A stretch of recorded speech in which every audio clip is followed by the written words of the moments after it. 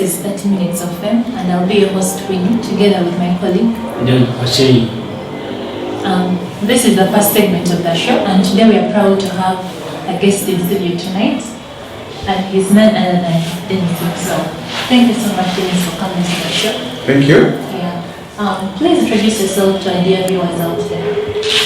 My name is Dennis Omalla. I work with Plan International as a youth engagement coordinator, and I'm part and parcel of the Smartup factory. I'm glad to be here on 30 Minutes of Fame. Okay, thank you so much. Not forgetting, our show is proudly powered by Plan International Uganda, Blaze City for all your gaming solutions, Smartup experts, and 5 passions. Thank you so much. And not forgetting Uganda. Dennis, please tell us about the context of the Smartup factory. The context of Smartup factory. Yes.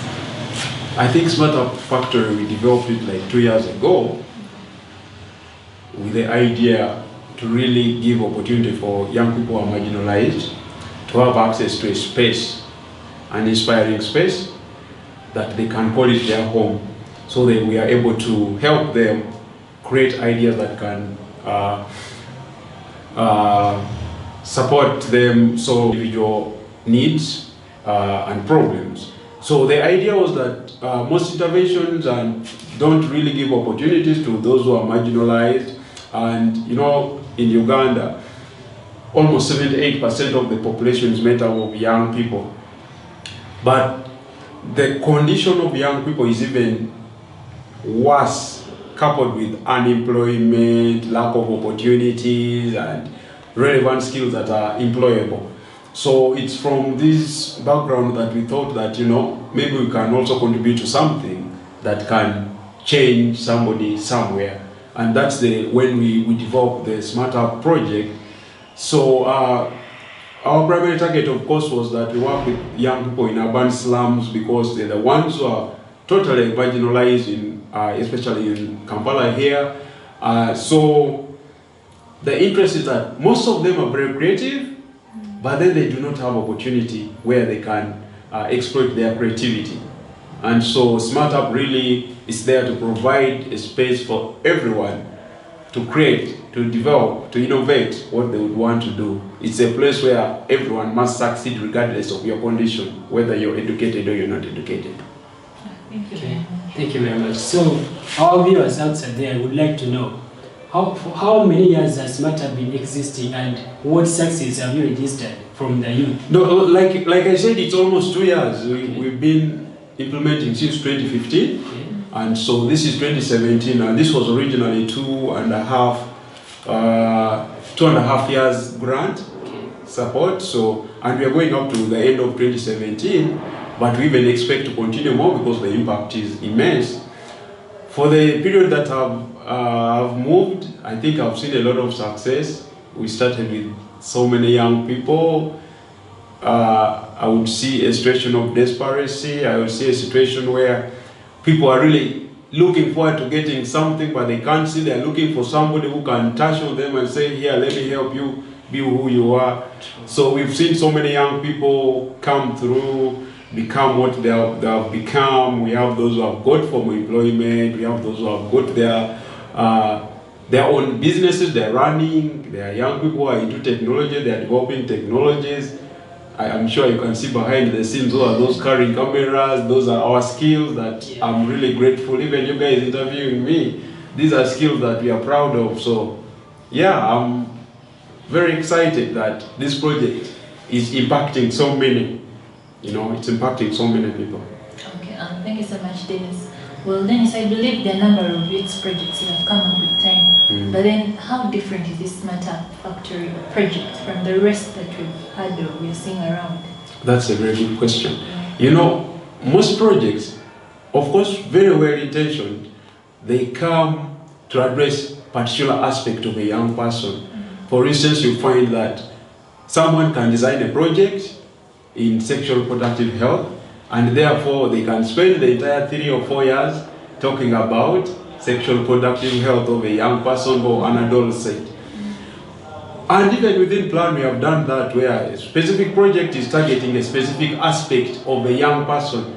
But what we know is that a human being or a youth or a young person or even an adolescent does not have only one aspect of their life. You can talk about sexual reproductive health. How about employment?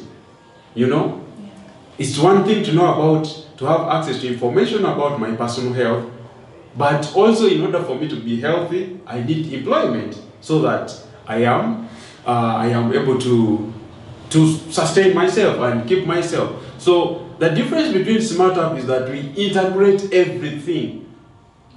We integrate a young person holistically, in a sense that at Smartup Factory we discuss health issues, we discuss gender issues, we discuss unemployment issues, we talk about how to become, how to get a job, we discuss technology, we discuss, personal ways of being, things like, being independent, things like table manners, things like etiquette. So to me, the difference between Smartup and other different projects that are really doing very well is that it addresses the issues that affect young person in all aspects. And therefore, when you come to Smartup, you must be really, by the time you complete your 3 months incubation period, you're an all-rounder.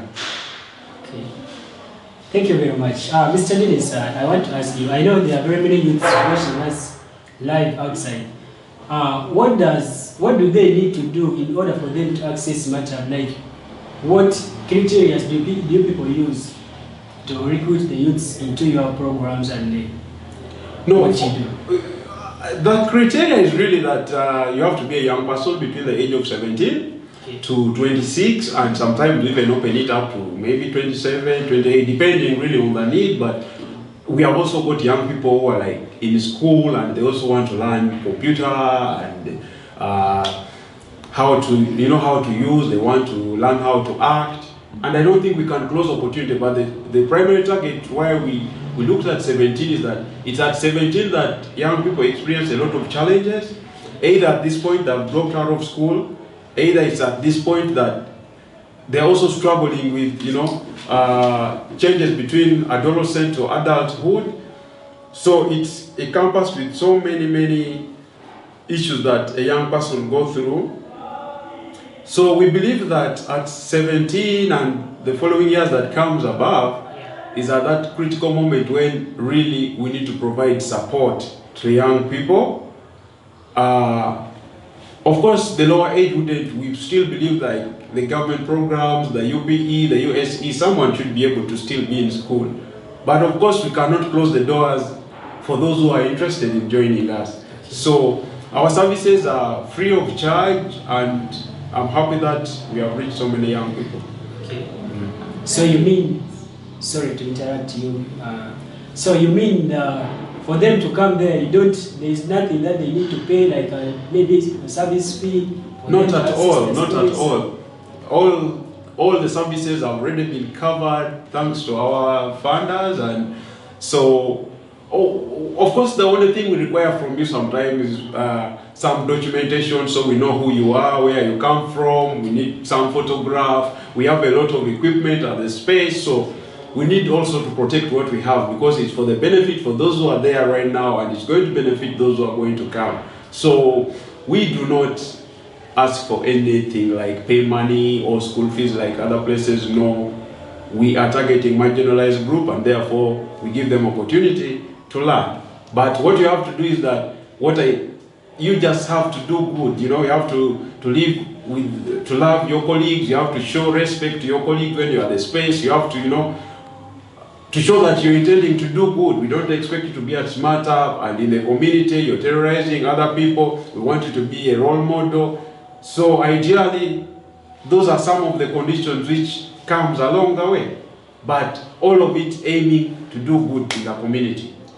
Thank you, Dennis. Maybe as a conclude the statement, I know you're one of the brains behind the initial start of this project.